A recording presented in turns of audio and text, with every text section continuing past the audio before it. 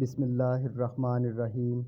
حدیث نبوی صلی اللہ علیہ وآلہ وسلم ہے، ایک دفعہ رسول اللہ صلی اللہ علیہ وآلہ وسلم اپنے اونٹ پر بیٹھے ہوئے تھے اور ایک شخص نے اس کی نکیل تھام رکھی تھی۔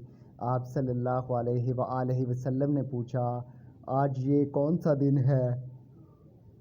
ہم خاموش رہے حتیٰ کہ ہم سب سمجھے کہ آج کے دن کا آپ صلی اللہ علیہ وآلہ وسلم کوئی دوسرا نام اس کے نام کے علاوہ تجویز فرمائیں گے۔ پھر آپ صلی اللہ علیہ وآلہ وسلم نے فرمایا، کیا آج قربانی کا دن نہیں ہے؟ ہم نے عرض کیا، بے شک۔ اس کے بعد آپ صلی اللہ علیہ وآلہ وسلم نے فرمایا، یہ کون سا مہینہ ہے؟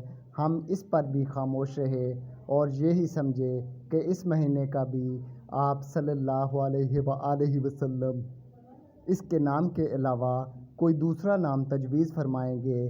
پھر آپ صلی اللہ علیہ وآلہ وسلم نے فرمایا، کیا یہ ذی الحجہ کا مہینہ نہیں ہے؟ ہم نے عرض کیا، بے شک۔ آپ صلی اللہ علیہ وآلہ وسلم نے فرمایا، تو یقیناً تمہاری جانیں اور تمہارے مال اور تمہاری آبرو تمہارے درمیان اسی طرح حرام ہے جس طرح آج کے دن کی حرمت تمہارے اس مہینے اور اس شہر میں ہے۔ پس جو شخص حاضر ہے اسے چاہیے کہ غائب کو یہ بات پہنچا دے، کیونکہ ایسا ممکن ہے کہ جو شخص یہاں موجود ہے وہ ایسے شخص کو یہ خبر پہنچائے جو اس سے زیادہ حدیث کا یاد رکھنے والا ہو۔